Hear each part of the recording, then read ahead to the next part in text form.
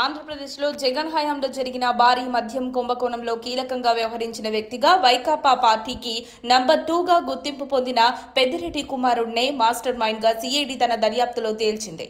వైకాపా ప్రభుత్వం హయాంలో మద్యం ముడుపుల కోసం హవాలా నెట్వర్క్ ఏర్పాటు చేశారు. ఈ వ్యవస్థ ద్వారా భారీగా నిధులను బిగ్ బాస్ వద్దకు చేరవేశారు.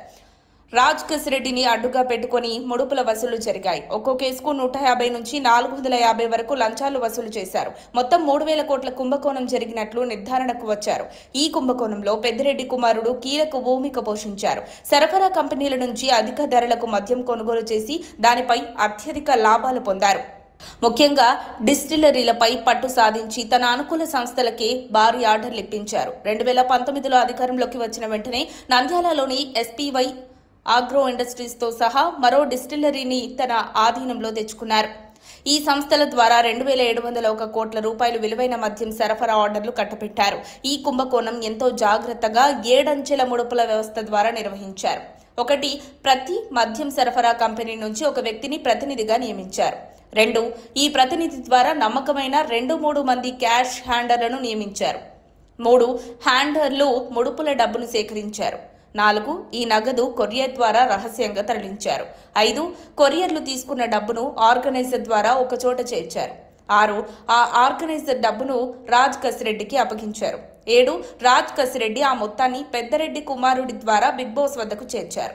ఈ స్కామ్ లో పెద్దిరెడ్డి కుమారుడు, ఆయన తండ్రి ఇద్దరి ప్రమేయం ఉన్నట్లు సిఐడి గుర్తించింది. తండ్రి గనుల్లో అక్రమాలు చేస్తే కుమారుడు మద్యం వ్యాపారాన్ని నియంత్రించి భారీగా ముడుపులు అందుకున్నట్లు వెల్లడైంది.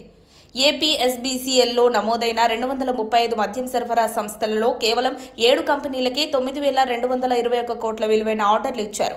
వీటిలో చాలా సంస్థలు వైకాపా నేతల బినామీలుగా ఉన్నట్లు నిర్ధారణకు వచ్చింది. విజయసాయిరెడ్డి అల్లుడైన పెనక రోహిత్ రెడ్డి బినామీ కంపెనీ ద్వారా కూడా డీల్స్ జరిగాయని తెలుస్తోంది. Visakha distilleries, PMK distillation, SPY agro సంస్థలను సబ్ లీజ్ తీసుకుని వాటి ద్వారా కట్టబెట్టిన బ్రాండ్లను సరఫరా చేశారు. ఈ కుంభకోణంలో పెద్దిరెడ్డి కుమారుడు కీలకంగా వ్యవహరించడంతో పాటు మొత్తం వ్యవస్థను నిర్వహించిన మాస్టర్ మైండ్ ఆయన్నే సిఐడి తేల్చింది. హవాలా, డిస్టిలరీ నియంత్రణ, పెద్ద మొత్తంలో లంచాలు వసూలు చేయడం, మొత్తం వ్యవస్థను రహస్యంగా అమలు చేయడం వంటి అన్ని అంశాలు అతనిపై నమోదయ్యాయి.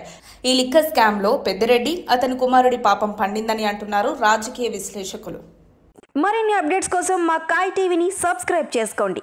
మా వీడియో కనుక మీకు నచ్చినట్లయితే లైక్ చేయండి, షేర్ చేయండి. మీ విలువైన అభిప్రాయాలను కామెంట్ బాక్స్లో తెలియజేయండి.